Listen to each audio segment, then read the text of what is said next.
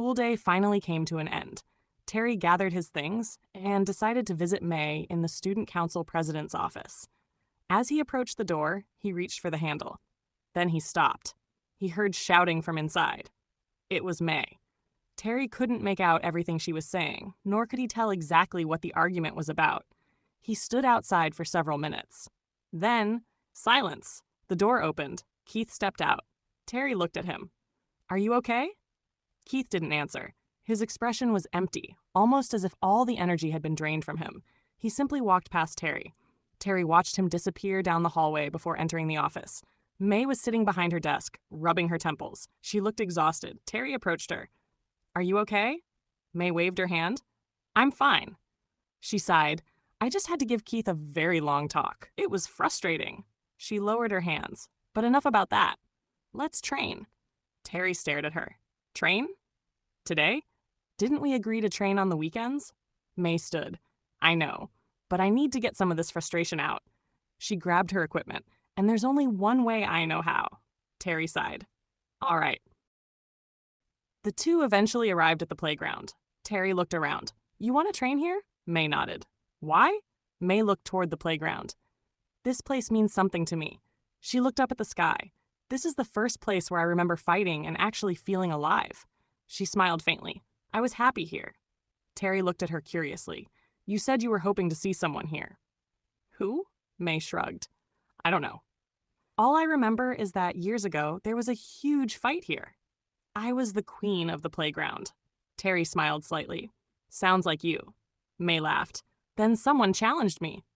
And he beat me." Her expression became softer. I had never felt anything like it. He made me feel more alive than anything I'd ever experienced. She looked down at her hand. "I've always hoped that someday he'd come back." Terry was quiet. He couldn't explain why, but something about her story felt strangely familiar. Still, he pushed the thought aside. "Okay." He stepped onto the playground. "If you want to train, then let's go."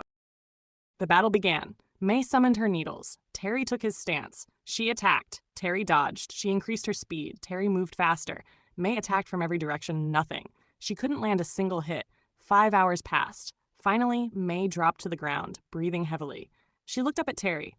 "You beat me again." Terry offered her a hand. "One day you'll get me," he smiled. "I know you will."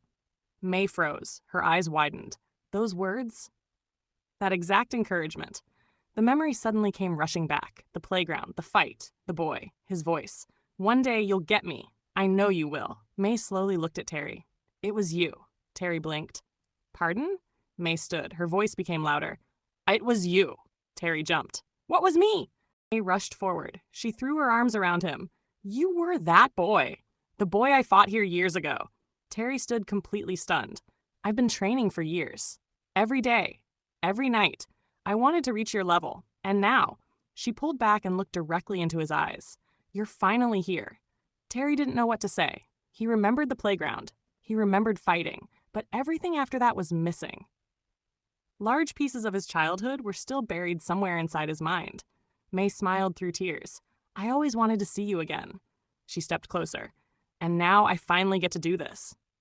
Mae rose onto her tiptoes and kissed him. Terry froze. For a moment, he didn't know how to react. Then he closed his eyes and kissed her back. Neither noticed the figure standing at the entrance of the playground. Keith. He had just finished shopping and was carrying several bags of food. He stopped dead. The bags slipped from his hands.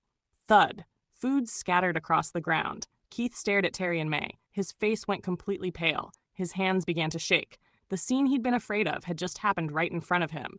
Keith slowly clenched his fists. "Terry?" His voice was barely audible. For the first time, the anger in his eyes wasn't because Terry had beaten him. It wasn't because Terry didn't have a weapon. It wasn't even because Terry had embarrassed him. It was because Terry had become the one person Keith feared losing the most, Mae. Keith turned away from the playground. He didn't say another word. And behind him,